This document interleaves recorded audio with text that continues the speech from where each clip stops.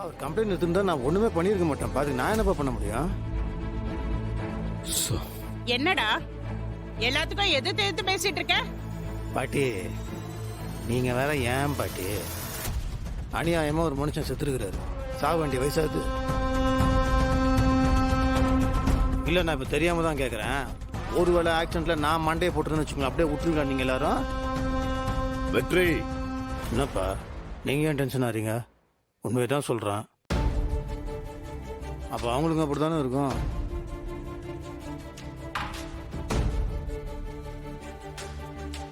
நமக்கு ஒரு நியாயம், மற்றவங்களுக்கு ஒரு நியாயமா? அப்ப சாகுற வயசாப்பா அது. பாவம், அவர் ஆக்சிடென்ட் செத்துட்டாரு. அவரோட குடும்பமும் பாவம் பாதிக்கப்பட்டு போயிடுச்சு. ஆனா அந்த ஆக்சிடென்ட் பண்ண இருக்கிறான் பாருங்க, அவன் நிம்மதியா வெளியே சுத்திட்டு இருக்கான். அவனை விடக்கூடாதுப்பா. அவெல்லாம் தப்பிச்சு போகவே கூடாது. அவனை கண்டுபிடிச்சே ஆகணும்.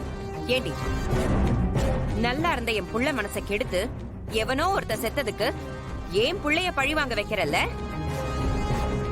நான் ஒன்னும் பண்ணல. ஆமா, நீ பச்சை குழந்தையாச்சே, உனக்கு ஒண்ணும் தெரியாது பாரு.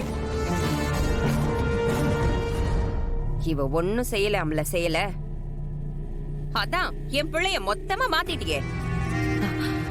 அத்தை, அபிராமி நீ அமைதியா இரு. டேய், அந்த கேஸ நீ இப்ப வாபஸ் வாங்க போறியா இல்லையா?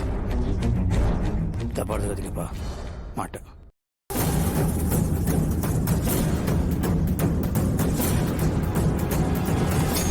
டேய், உனக்கு ஏன்டா நான் சொல்றது புரியவே மாட்டேங்குது? இந்த கேஸ நீ எடுத்து நடத்துறதுனால என்னென்ன பிரச்சனை வரும்னு தெரியுமா உனக்கு? அப்ப என்னப்பா பிரச்சனை வரும்? என்ன உங்களை பதவி விட்டு தூக்கிடுவாங்களா? இல்ல அந்த ஆட்சி கவுந்துருமா? அப்படிலாம் நடக்காதுப்பா. அப்பா இதனால உங்களுக்கு நல்ல பேர் தான் வரும்.